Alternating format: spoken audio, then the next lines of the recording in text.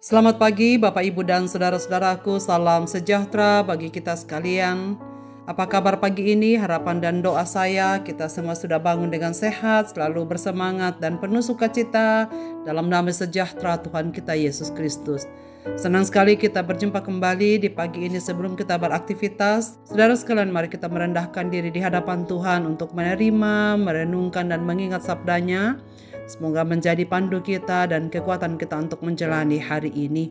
Dan pagi hari ini saya rindu kita mendengar dan merenungkan firman Tuhan dari Kolose pasal 3 ayat 23 yang mengatakan, apapun juga yang kamu perbuat, perbuatlah dengan segenap hatimu seperti untuk Tuhan dan bukan untuk manusia. Dengan sepenuh hati.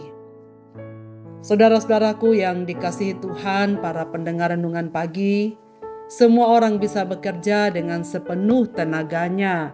Semua orang juga bisa bekerja dengan penuh waktu untuk pekerjaan yang digeluti. Bahkan orang bisa bekerja dengan mengorbankan uangnya atau apapun yang ia punyai. Tapi sayangnya saudara sekalian, tidak semua orang bisa bekerja dengan sepenuh hatinya. Bekerja dengan tenaga, walau penuh waktu bahkan berkorban materi, sangat berbeda dengan bekerja sepenuh hati. Ayat hari ini, Rasul Paulus menasihatkan jemaat Kolose agar mereka belajar untuk melakukan segala sesuatunya dengan sepenuh hati. Segala sesuatu bisa bekerja, bisa pelayanan, bisa studi, bisa hidup dalam keluarga, bisa ibadah dan sebagainya. Mengapa Paulus menasihatkan demikian kepada jemaat di Kolose? Jelas bahwa ada orang-orang yang tidak bisa bekerja dengan sepenuh hati. Bekerja dengan tenaga, walau penuh waktu, bahkan penuh dengan pengorbanan materi, pada dasarnya sangat berbeda dengan bekerja dengan sepenuh hati. Saudara sekalian, dalam teks yang kita baca pada pagi ini, Paulus menasihatkan orang Kristen menganggap semua pekerjaannya sebagai suatu pelayanan kepada Tuhan. Jika semua orang menganggap bahwa segala aktivitasnya di sepanjang hari-harinya adalah pelayanan kepada Tuhan, maka ia akan berjuang untuk melakukan segala sesuatunya itu dengan penuh tanggung jawab, dengan sepenuh hati. Sebab semua itu akan dilihat dari konteks bahwa mempersembahkan diri, mempersembahkan karya, mempersembahkan aktivitas untuk hormat dan kemuliaan bagi Tuhan.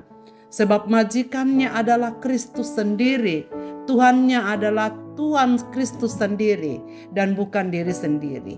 Saudara sekalian, orang bisa bekerja untuk memuaskan dirinya, untuk menggapai apa yang diharapkan. Karena itu ia akan bekerja semaunya untuk menyelesaikan dirinya sendiri. Tetapi orang yang bekerja untuk kemuliaan Tuhan, dengan motivasi segala sesuatu dikerjakan untuk hormat dan kemuliaannya, maka ia akan berusaha untuk mengerjakannya dengan sepenuh hati. Saudara-saudaraku, Ludwig van Beethoven adalah seorang pemusik yang bekerja keras. Dengan segala daya, akal, dan kreativitas, ia berusaha menciptakan konser dan buah karya yang spektakuler. Beethoven sangat terkenal dengan banyaknya lagu-lagu dan lagu himne yang dibuatnya yang memberkati orang Kristen di sepanjang segala zaman. Misalnya lagu Haleluya yang sangat kita kenal.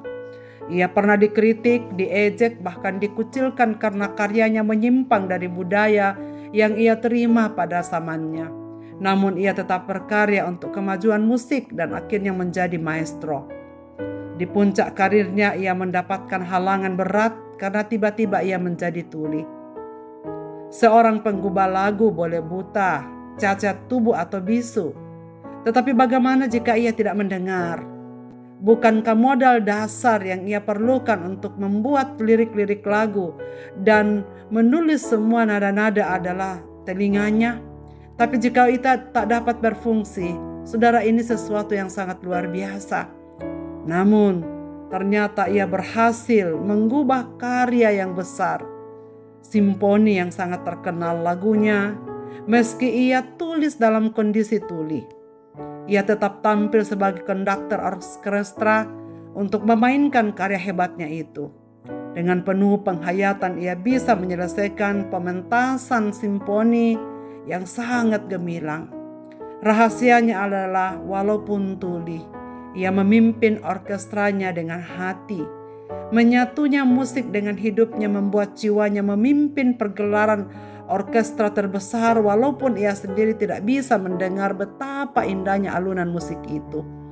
Ketika lagunya selesai dimainkan, Beethoven sudah tidak bisa lagi mendengar tepukan panjang penonton yang memadati gedung kesenian. Itulah hasil kerja yang sepenuh hati yang ia kerjakan, yang mampu melampaui segalanya. Saudara sekalian, dalam kehidupan sehari-hari, ada banyak pekerjaan yang dapat dikerjakan sebagai contoh bahwa orang-orang itu bisa bekerja dengan sepenuh hati.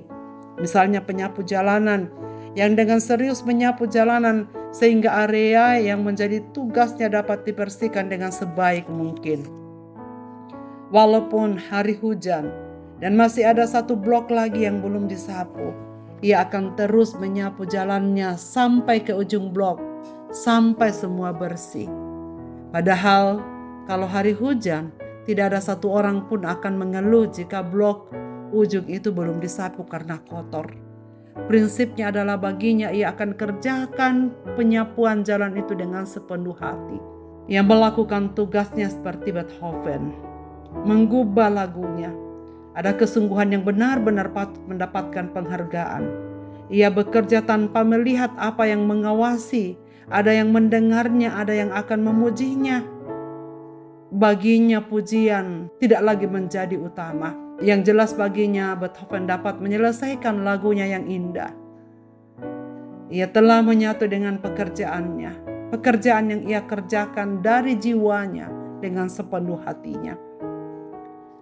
Bekerja dengan sungguh-sungguh dan sepenuh hati akan mendatangkan keberhasilan saudara sekalian, walaupun atasan atau orang lain tidak melihat kita, tidak menghargai apa yang kita lakukan, bahkan mungkin tak akan memberikan ucapan terima kasih. Tuhan yang akan melihat dan menuntun kita sampai pada apa yang kita buat. Melakukan pekerjaan dengan sepenuh hati berarti tulus, tekun, dan pantang menyerah.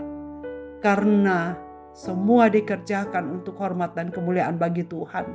Dengan dasar bahwa Kristus sendiri yang sudah mati, memberikan segalanya, memberikan hatinya, memberikan hidupnya demi keselamatan kita. Maka buah-buah karya kita sebagai ucapan syukur dan terima kasih kita belajar untuk memberikan segala sesuatu yang terbaik dari hidup kita, melakukan pekerjaan pelayanan dan apapun itu dengan sepenuh hati, karena kita percaya Tuhan berkenan akan melihat segala sesuatu yang kerjakan dari hati kita. Saudara-saudaraku yang dikasihi Tuhan, marilah kita bekerja dengan kesungguhan hati yang bisa menembus hal yang terlihat sangat buntu.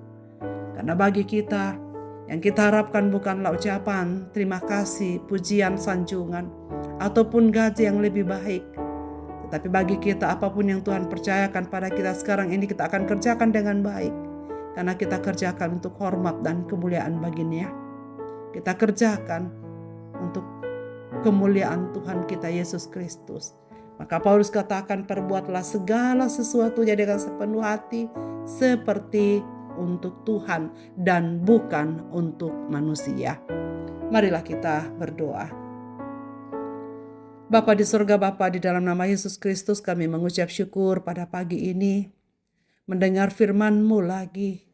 Ingatkanlah kami ya Tuhan untuk firman-Mu ini dalam segala perkara, supaya kami belajar bertanggung jawab untuk semua yang Tuhan percayakan pada kami. Kiranya kami tidak hanya bisa bekerja, melayani dengan sepenuh waktu kami, sepenuh tenaga kami, bahkan sepenuh materi kami. Berilah kami kekuatan untuk melayani, bekerja dengan sepenuh hati, dengan motivasi. Semua kami lakukan untuk Tuhan. Semua kami lakukan untuk kemuliaan Tuhan. Biarlah Tuhan disenangkan atas semua karya bakti kami di tengah-tengah dunia ini. Tuntunlah kami ya Tuhan dan sertai sepanjang hari ini dan apapun yang kami lakukan, biarlah berkenan di hadapan-Mu dan menyenangkan hati-Mu. Pendengar renungan pagi ini dimanapun mereka berada, berkatilah segenap pekerjaan, usaha, kesibukan, dan aktivitas di hari ini. Biarlah kami bersama-sama mempersembahkan hidup yang berkenan kepada Tuhan. Di dalam nama Yesus Kristus Tuhan kami berdoa. Amin. Selamat beraktivitas Bapak Ibu dan saudara-saudaraku. Tuhan Yesus memberkati kita sekalian.